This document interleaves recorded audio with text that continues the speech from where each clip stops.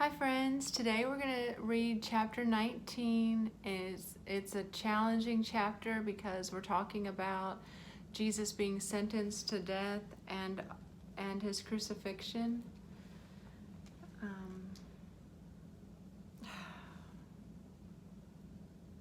I just keep reminding myself that we have to go through this in order to get to the other side. Jesus is our hero. He rescued us. He saved us so we don't have to go through this ourselves. And I'm just so thankful for him. Okay, here goes. Chapter 19. Then Pilate had Jesus flogged with a lead-tipped whip. The soldiers wove a crown of thorns and put it on his head, and they put a purple robe on him. "Hail, King of the Jews," they mocked as they slapped him across the face. Pilate went outside again and said to the people, "I'm going to bring him out to you now, but understand clearly that I find him not guilty." Then Jesus came out wearing the crown of thorns and the purple robe, and Pilate said, "Look, here is the man." When they saw him, the leading priests and temple guards began shouting, "Crucify him! Crucify him!"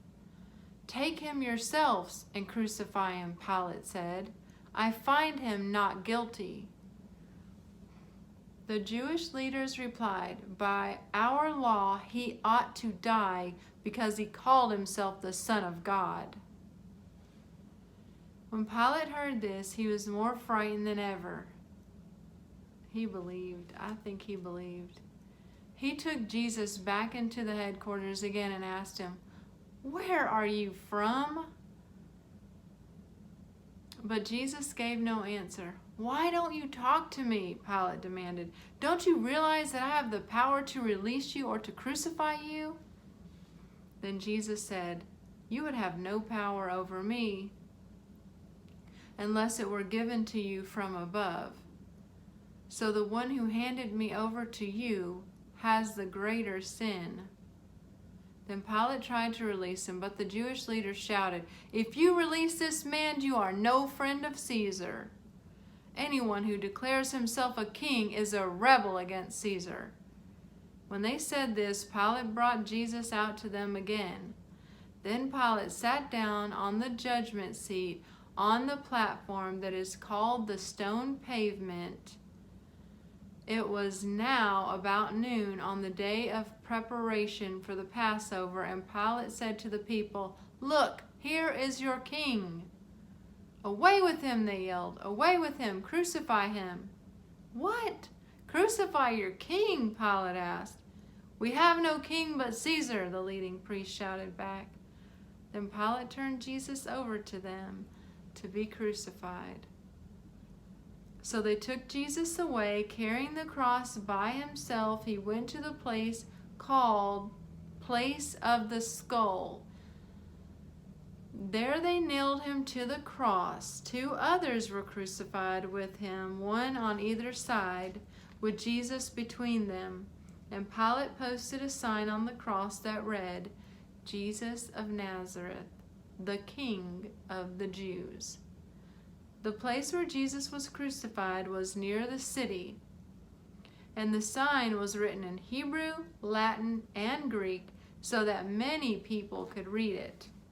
Then the leading priests objected and said to Pilate, "Change it from 'the King of the Jews' to 'He said, I'm the King of the Jews.'"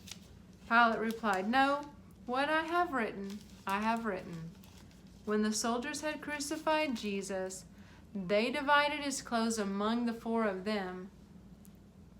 They also took his robe, but it was seamless, woven in one piece from top to bottom. So they said, "Rather than tearing it apart, let's throw dice for it."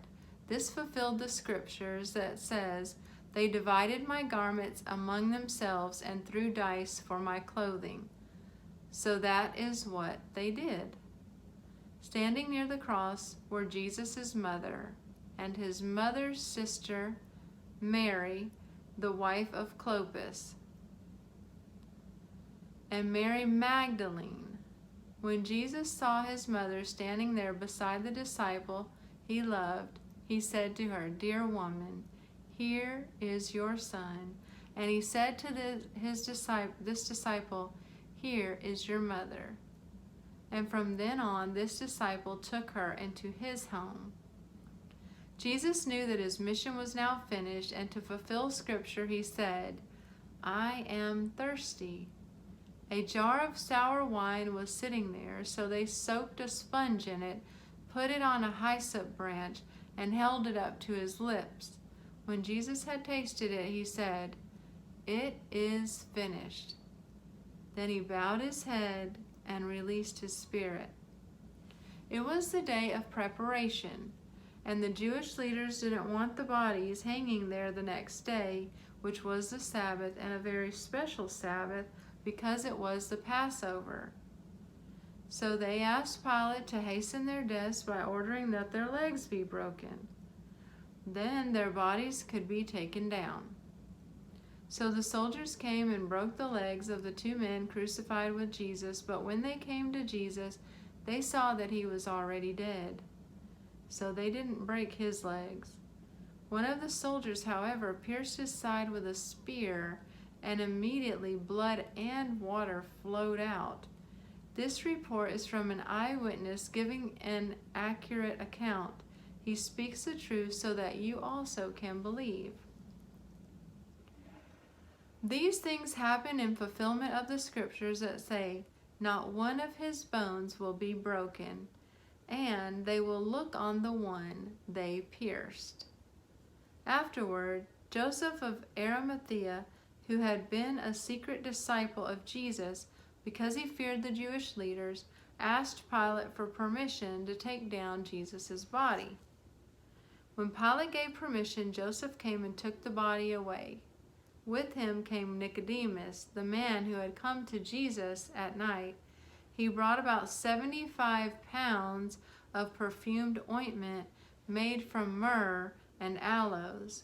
Following Jewish burial customs, they wrapped Jesus' body with the spices in long sheets of linen cloth. The place of crucifixion was near a garden where there was a new tomb, never used before. And so because it was the day of preparation for the Jewish Passover, and since the tomb was close at hand, they laid Jesus there. That's the end of chapter 19. And I'm curious to see which verse stood out the most to you. For me, it's verse 30, when Jesus had tasted it, the sour wine. When Jesus had tasted it, he said, "It is finished." Then he bowed his head and released his spirit. And I'm going to write that down in my journal and spend some time, for one, just thanking God for that amazing gift that's just too big for words. We just cannot comprehend all that Jesus went through on our behalf. And I'm just so thankful. Be blessed, friends.